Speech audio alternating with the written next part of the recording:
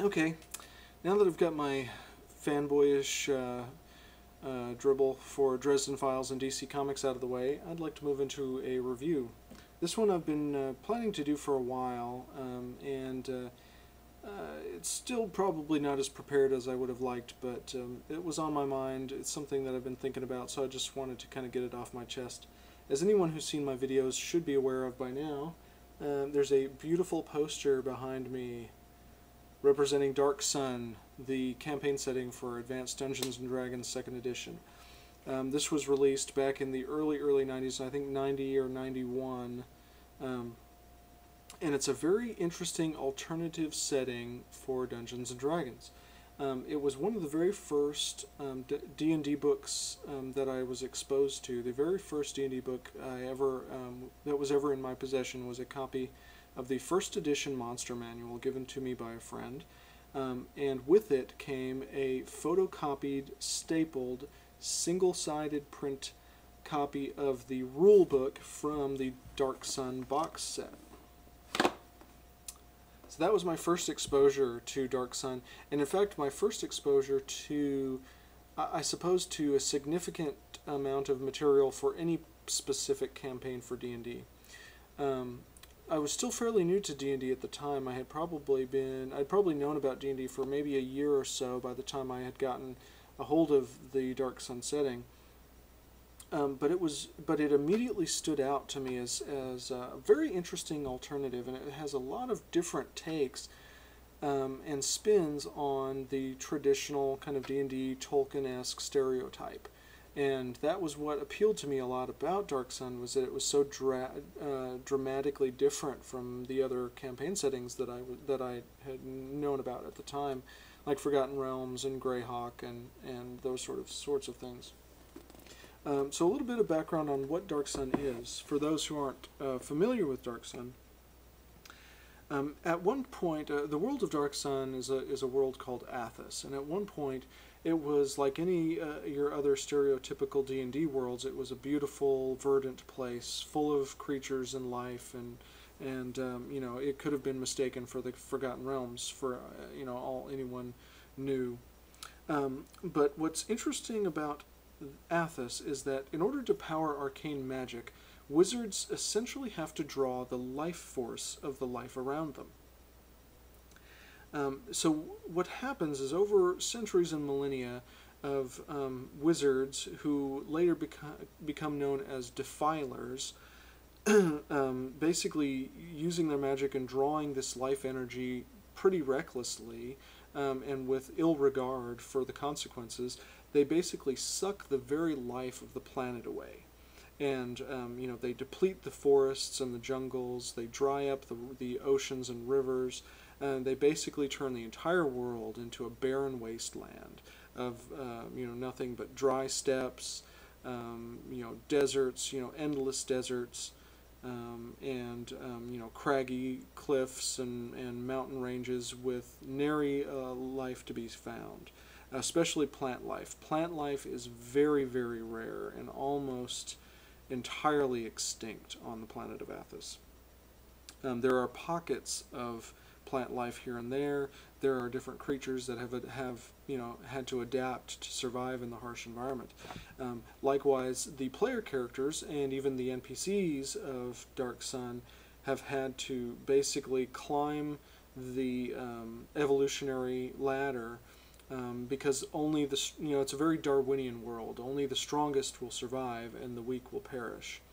And so consequently, your characters have to be very tough to survive this very, you know, terribly nasty and brutish world. Now, of course, because the whole world, virtually the entire world, is now kind of a post-apocalyptic wasteland, minus the radiation, day-to-day life is a struggle on Athos, and that's one of the significant challenges that characters in this setting will face. It's not just fear of death by monsters or wizards or bandits, but I mean, you know, getting enough water or enough food to survive a trek through the desert is, you know, a significant achievement that the characters will basically have to put themselves through on a regular basis.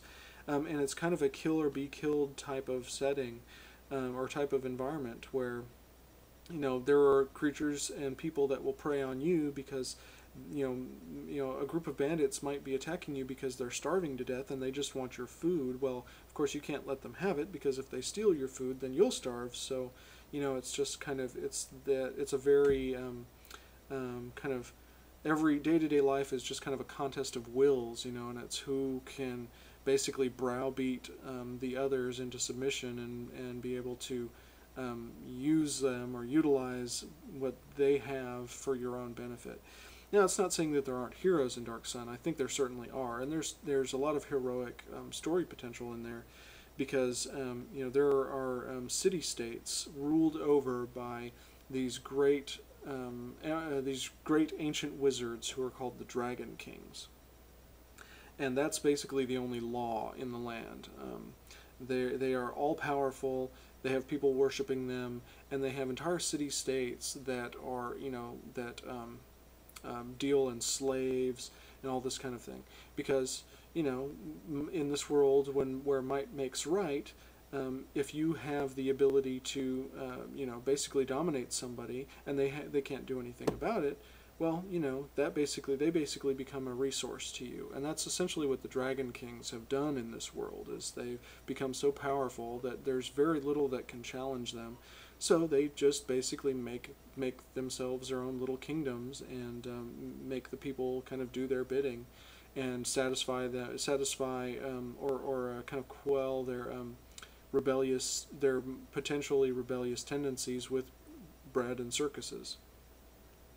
And so there's a lot of interesting stuff in here, because like I said, it takes a lot of alternate approaches to things that are otherwise Tolkien stereotypes, in that all the races that are represented on Athos, because by simple nature, have had to evolve very differently than they are on other worlds.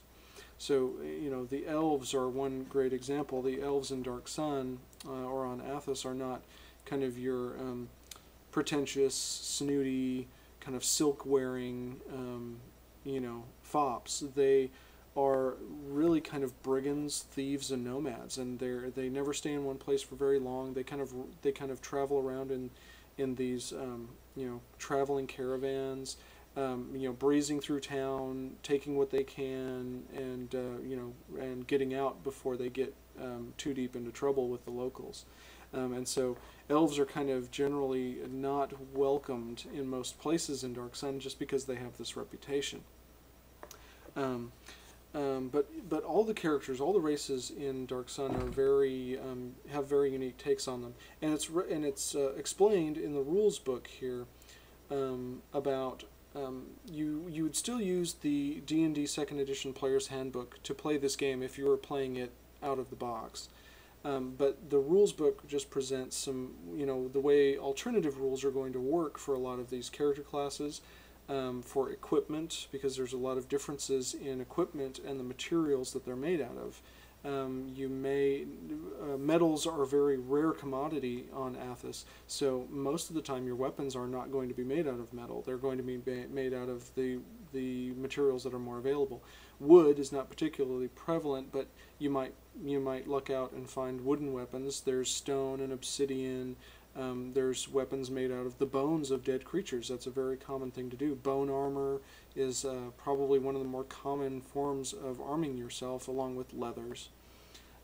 Metal armor is generally not something that you would want to wear on Athos, because the blazing sun will basically cook you in your own armor if you try and walk around with like a steel breastplate or something like that.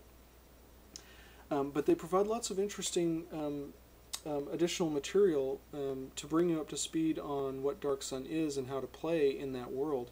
And there's a bunch of alternative character races to choose from in Dark Sun, as opposed to your normal dwarves and elves, halflings, humans, and that sort of thing. There are half-giants in here that have very interesting quirks to them. You can play Thri-kreen, basically human-sized mantis men, that are very interesting. That was one of the elements that kind of took me by surprise and really impressed me the very first time I was ever exposed to it. I said, "Holy crap! You can play mantis people that spit acid," and I was like, "Oh, that's really cool." So I'll be right back with the second part, because there's a lot more to say about Dark Sun, and I want to make sure I kind of cover everything that's included in the box, but also kind of tell you a bit more about what the game is about and what's provided to you to play in it.